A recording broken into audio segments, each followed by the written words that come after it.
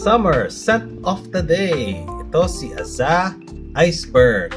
Okay, so ito bibigyan natin ng review for tonight's video.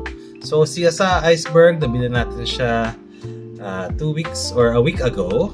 Alright, and from the marketplace, and ang price niya is less than 1,200 pesos. Now, ginamit natin siya for a full day today, and ngayon masasabi ko na sa inyo kung ano ang performance niya sa Iceberg. Alright, now for the first part of our video, review natin or bigyan natin ng pag-usapan natin presentation, alright, ni Aza Iceberg. Unfortunately, I don't have the box of this perfume anymore, alright, but in terms of the presentation, very simple lang naman siya, mostly blue, tapos may caption na plastic na napakagaan, alright, clear, tapos may black sa loob, alright.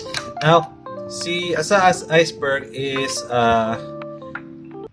clone, or not really a clone, but it's from the same kind of DNA ni Hawas Ice. Alright, now si Aza is a sub-brand of Hawas or Rasasi.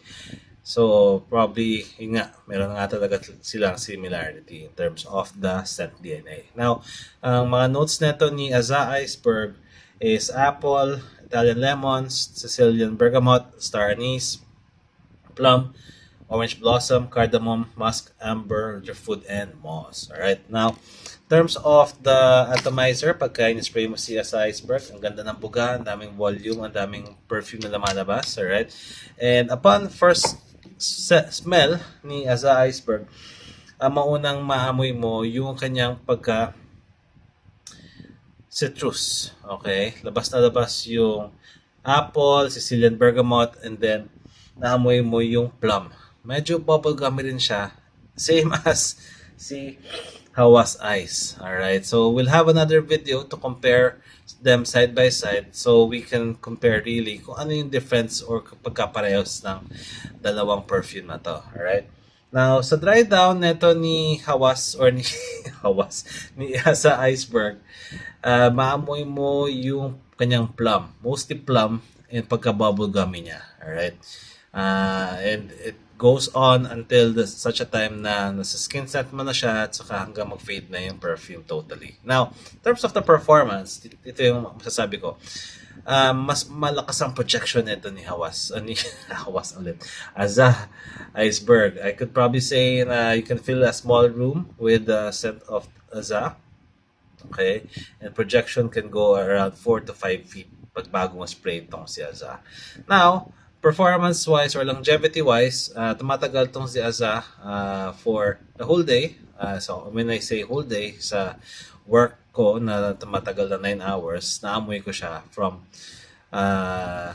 probably 4 hours to 5 hours, nagpo-project pa siya. Alright? Maamoy mo siya. Tapos, magiging skin scent na siya around that 4 to 5 hour mark. Now, nagko-continue pa rin na, maamoy mo pa rin siya until such a time na makauwi ka na, until the 9 to 10 hour mark. Yan, naamoy ko pa rin siya hanggang ngayon.